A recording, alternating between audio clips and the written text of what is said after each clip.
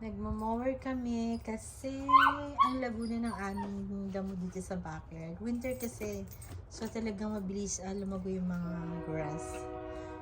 And hindi ko alam kung ilang months kami. I think almost a month hindi kami nagmower. Ayan, ang dami. Ayan, si Happy. Kinukuha niya yung mga damo. And syempre, ayan pa oh. Ayan ang imo-mower niya. Kapal yan guys oh. Yan, nice weather, mainit. Kaya, ayan, sabi ko, mag-mower na kami.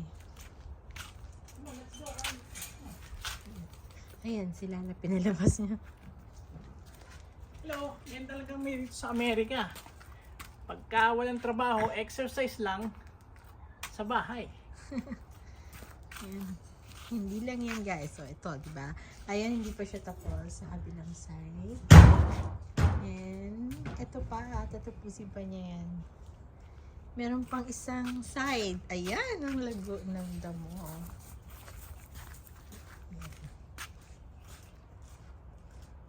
Ganda ng flowers ng rosemary. Oh. Ayan guys.